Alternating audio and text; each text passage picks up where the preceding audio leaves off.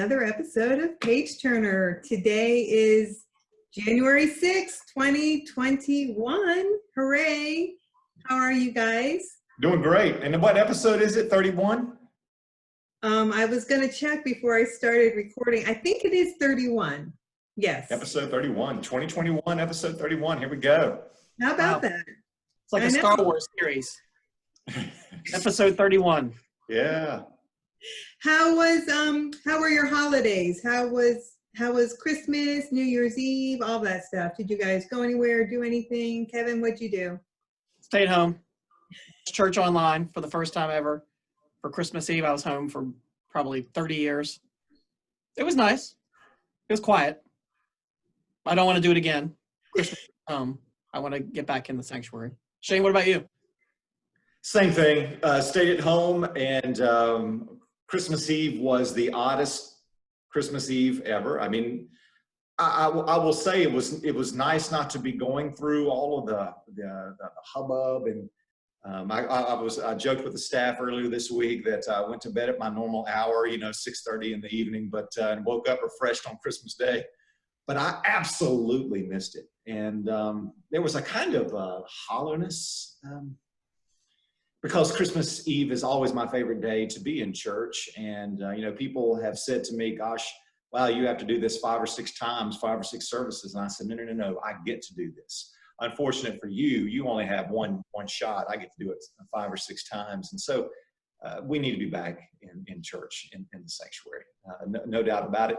Otherwise, though, it was a very enjoyable Christmas. The kids had a great time on Christmas Day, and remember, Christmas is a season; it's not just a day. Although I was really happy, the radio station did not kill the Christmas music on midnight on the 26th. They actually went through the weekend. I was very surprised about that. Very nice. They must have gotten your memo. Maybe they watched Page Turner. Right. And of course, Christmas just ended yesterday, the 12th day of Christmas. No, I think that's today. Well, there's the 12th day, and then I think Epiphany is the cap. Okay. Capstone of everything. And now we're into the season of Epiphany. Remember that the church doesn't go through days. We're not about days. It's seasons, like Easter is not a day. It's 50 days. It's a season. Christmas is 12, the season. Going back to Christmas, our tree made it. Like, I really didn't think the tree was going to stay up, and it did. I had to rearrange it a few times because the branches and the ornaments were changing daily. But here's the weird thing. We took it down over the weekend. Sorry we didn't make it to yesterday, but we took it down over the weekend.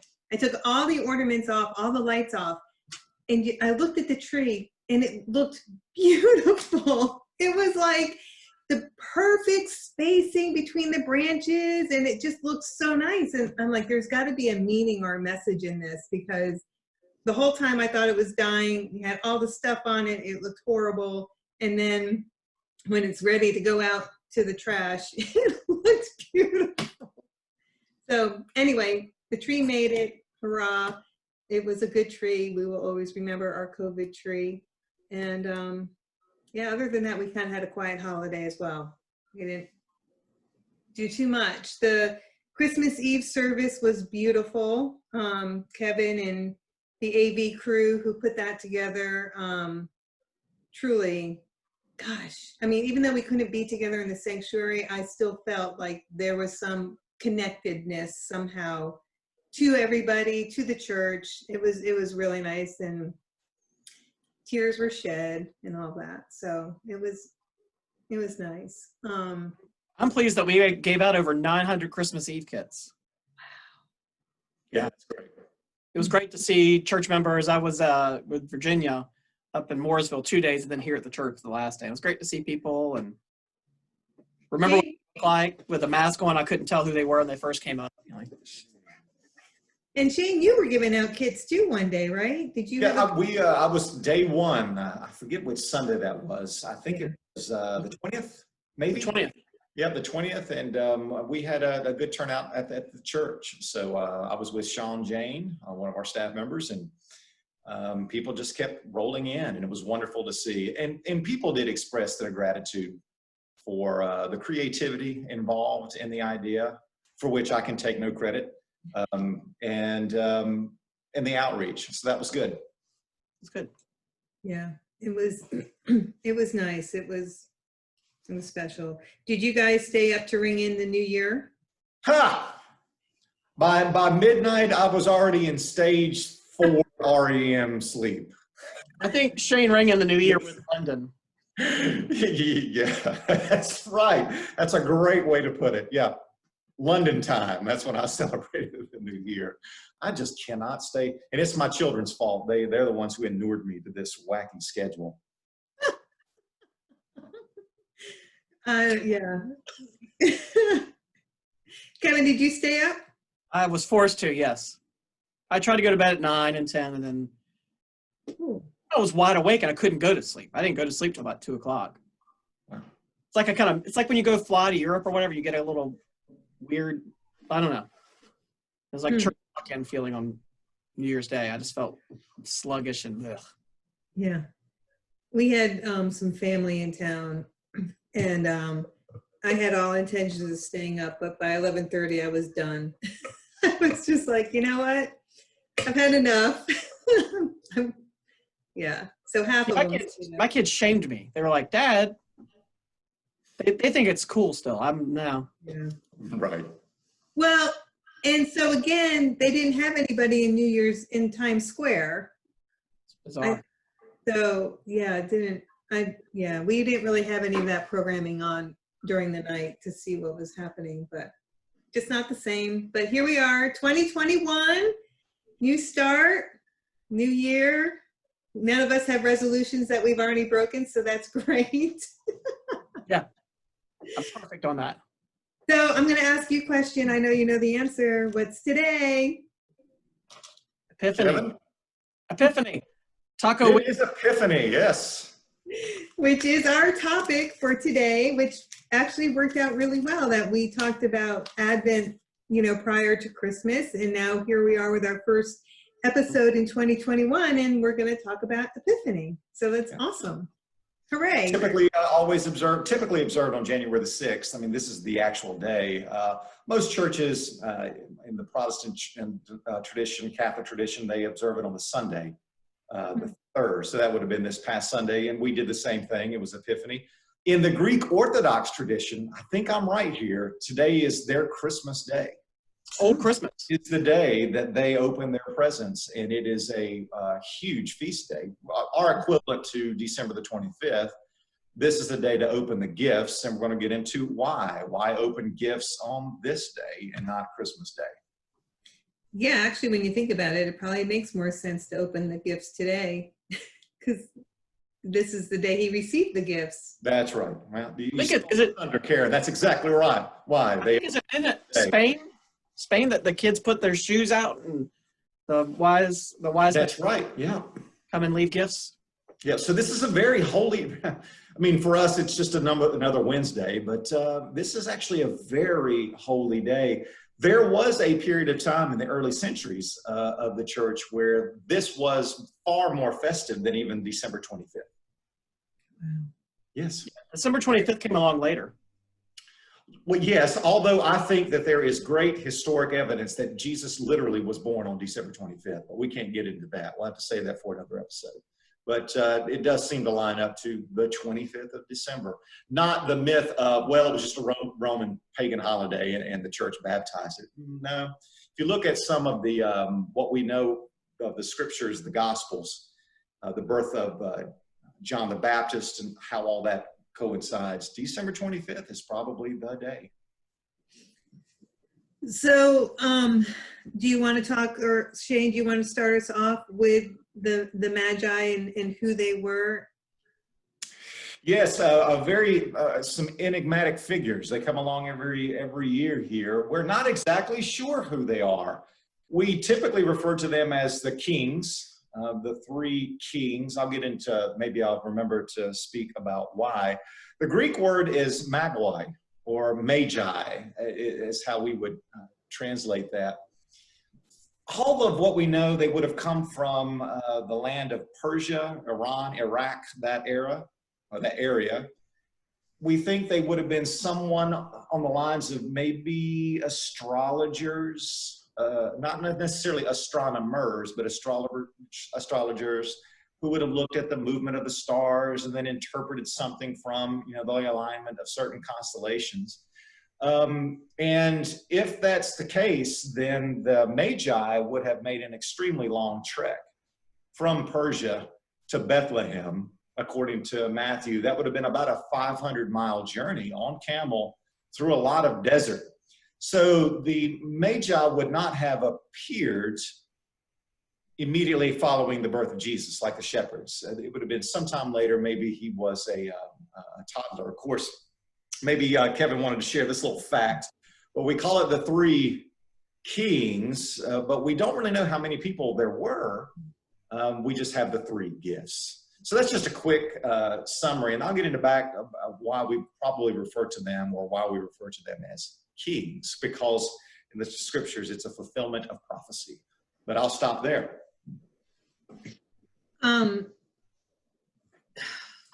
There was something I was thinking of, I can't think of it now. When you were, so do you think, because they were probably, like you said, astrologers, or, you know, watching the stars, and obviously they didn't really have easy communications. So do you think they were random people that met along the way, or did they all agree to go on this journey together and then left?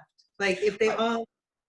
I think, well, we're free to speculate on this. So because we have the historical evidence, more than likely though, they would have seen some phenomena and would have followed it. So therefore they would have known each other to some extent. Now, I think there is a tradition according to which one of them was from Persia, the other one was from India, the other one was from Africa. All of this in the fulfillment of prophecy. We want to get into that a little bit later. But here's what's really interesting. If there was a celestial phenomenon happening, remember, when you're looking at the stars, you're looking into the past. You're looking in time. So the light that's hitting your eye when you look up into the stars is millions of years old. So the light would have started traveling from that star millions of years before the astrologers would have actually seen it, unless it was something like a comet, you know. But it just shows you the alignment of history now is reaching a focal point, and all of these things are beginning to align with the birth of Christ.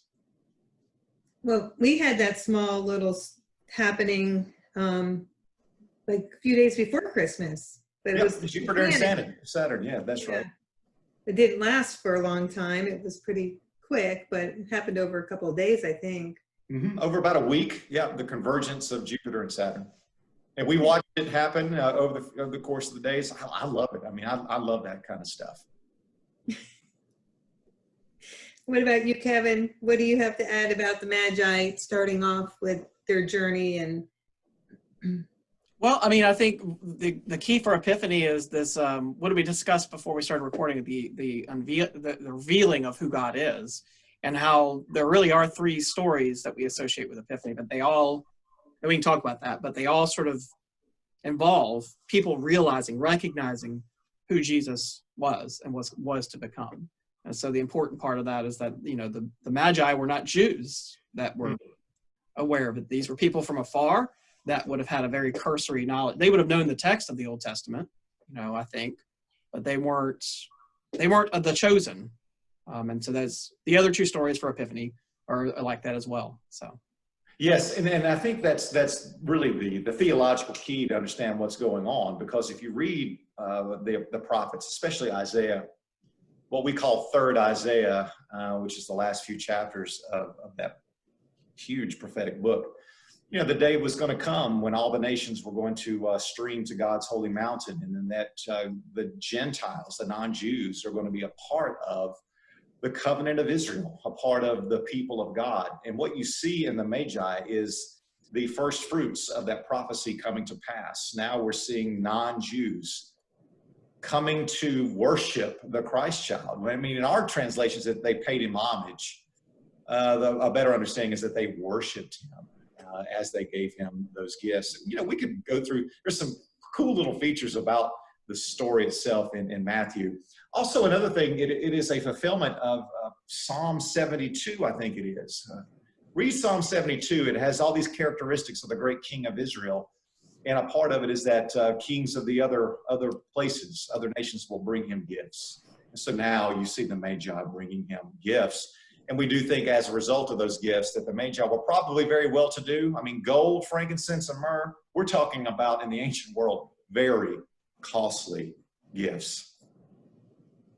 And weren't the three gifts, I mean, Diane touched on this in her sermon a little bit, but they were sort of the three characteristics of who Jesus was, a prophet, priest, and king.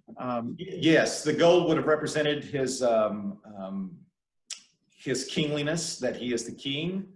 The frankincense used for in worship often symbolized prayer, so his divinity. Myrrh was an embalming agent, and the myrrh signifies his death. And I did say this, I think, a couple Sundays ago, that when you really read the Christmas story, the nativity, even the visit of the Magi, the cross is there. The cross just kind of overshadows the story. I think I put it this way in one of my devotions, that the light of the Star of Bethlehem, from the light of the Star of Bethlehem, there is cast over the Christmas story the shadow of a cross. And so that myrrh is yet one more indication that this child is born not to live as we are. He's actually born to die. That's in A Christmas Carol. Yeah, that's right. Yeah. Born that we may no more may die. It used to be born that man may no more die. Yes, and I think even in the We Three Kings hymn, the myrrh, the gathering gloom. Sorrowing, sighing. Exactly what the words are. I wish I had it up here. The myrrh, something, the gathering gloom. Yes. Breathes a life of gathering gloom. Yes. Sorrowing, sighing. Yeah. You know, and the thing that gets me about that story, I'm sorry, Karen, if you've got other questions you want to ask. What really kills me about that story, and Diane and I talked about it, I had not had a chance to really preach on it, but she touched on it, is that here come these three non-Jews, and they come to Herod's palace. Herod summons the priest, and they're more or less saying, we think these prophecies are coming to pass. And then Herod says, yeah, are they? And then where's this Messiah supposed to be born? And the chief priest, the scribes say, well, in Bethlehem and all this stuff. And they didn't do anything about it. They're like, yeah, okay, whatever. You know, as the Magi leave. And there's a theological significance to that. Like, we can have all the biblical knowledge and not take any action at all. Like, why didn't the chief priests and the scribes go with the Magi? If the prophecies were coming to pass, I would hope that I would get on one of their camels and go to where this house was. It's a long trip. Well, not from Jerusalem to Bethlehem. That's where the Magi were. Yeah. True. That's it's you know, I guess it's the commercialism behind Christmas and all that stuff, but you see them at the manger. So like, I didn't realize that it was 2 years later that they actually arrived. So I'm kind of like, I don't know, it's just kind of not, I don't know, I just feel like I've been duped. Like, I thought it was like 12 days later they were there. Yeah, 500 miles on a camel, that would take a little bit of time. And plus there's a little clue in the text where, is it Luke that he was born in a manger in the inn, but he's in a house in Matthew. So the Magi find him at the house with his mother. Yeah. So Herod had wanted the Magi to tell him where Jesus was, and they didn't. And so that's why he ordered all the babies and the children under 2 to be murdered. Why do you think the Magi, I mean, for them to stand up to the king like that, I'm surprised. Why didn't he kill them too? He probably would have if they returned and told him where the child was. Oh, so they went home by another way. Yeah, they went home by another way, which every preacher under the sun loves that verse. Oh, we can't go home. You know, if you've had an encounter with the Lord, you got to go home a different way. There's a great James Taylor song that sings about this, actually. Really? Yeah. Yes, but if you read Matthew, it says that they were warned in a dream. And the Magi decided to go home another way from that dream. And everything we know about King Herod, he would have done something like that. We don't have any historical records of what we call now the slaughter of the innocents, the death of those 2-year-olds and under, as a result of Herod's rage and his paranoia. I mean, historically, we have great evidence that Herod was a very paranoid king. I think we would refer to some people as megalomaniacs. I mean, it was just all about him. And he was incredibly ruthless and incredibly violent. He did put his wives to death, his sons to death. We don't have any historical record outside of the Gospels of the slaughter of these children. But does it align with something that he would have done? Yeah, absolutely. Oh, man.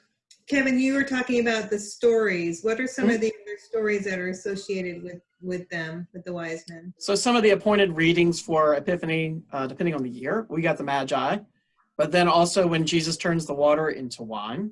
So that was sort of a realization of who Jesus was. Well, he was revealing himself. He was revealing himself, who he is. Yeah, and then there was the baptism of Jesus, which we'll talk about on Sunday if Shane wants to kind of talk a little bit about that, but by John.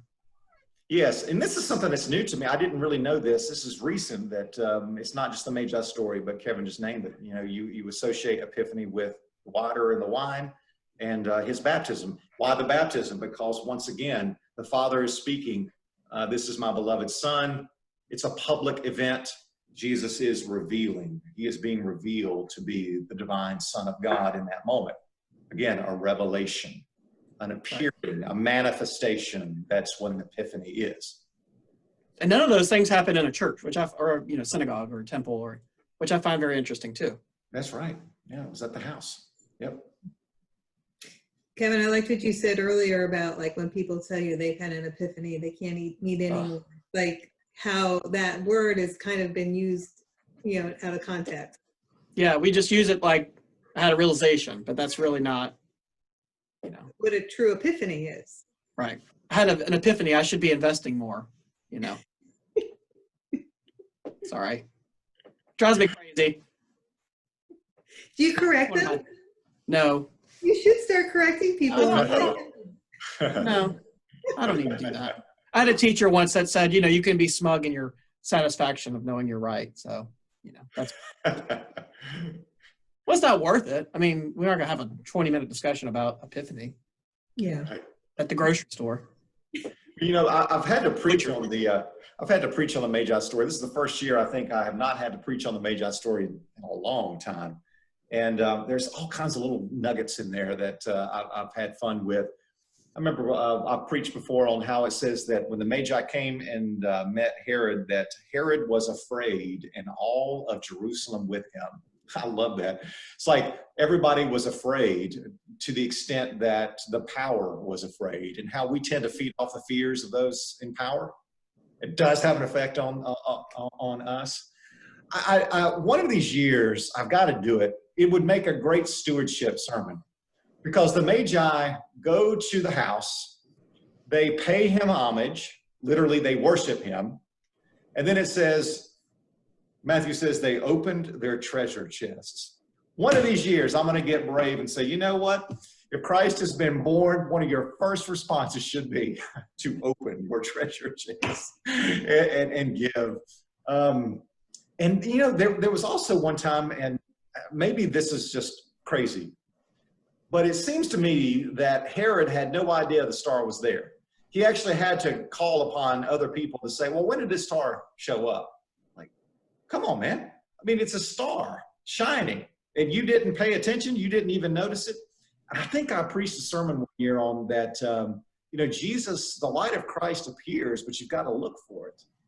And so often we miss God in our lives because we just frankly aren't paying attention. Where's God in my life? I don't know. Well, are you looking for the Lord to work?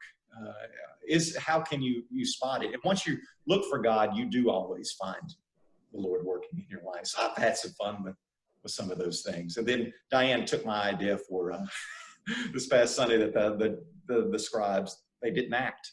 They had the biblical knowledge and they did nothing with it. I think you preached last year about that, but you said that the wise men knew to look up and Herod was looking down. Was it last year? Yeah, I can't remember when it was. I don't know. I hear a lot of sermons, so I don't know if that was you or not. So Yes, yeah, because it's the same story. I always get, here's the thing about musicians and clergy, kind of give everybody on the inside. So the musicians and the music directors, they get the same carols every year, and we sing them every year, and people love it. I get the same text every single year, and I got to come up with something new. It's the ultimate challenge. Sort of. That's funny. That's so true, though. It's so true. Why do you think I guess it's just society and life and commercialism and all that. Like, why isn't this day more important than it, or why don't we recognize it as a society? Like, when do you think it started sliding? Like, when in time did this day just kind of become, I would guess, this is a guess, probably when December 25th started taking preeminence over Epiphany.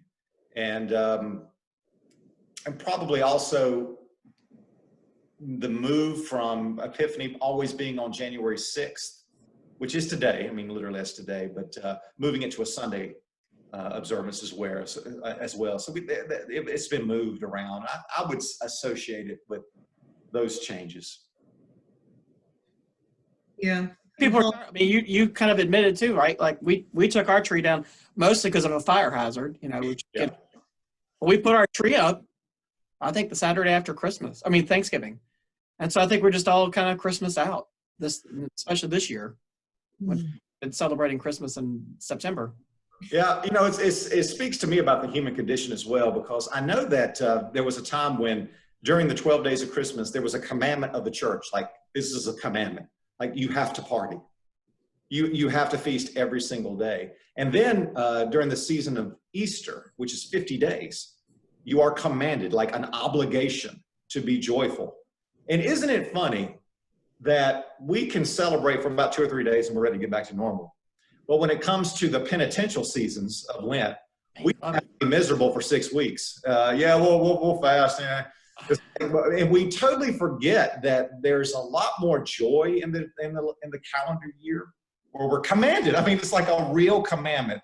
There shall be no mourning or sorrow or anything, and we can't do it. We can't hang with the joy, but we know how to do the misery. And we've got to shift that. Well, the thing I sent you guys yesterday said that Lent has been going on since March of 2020. Yeah, isn't that the truth? Yeah. Yeah. Because that's when it started. When did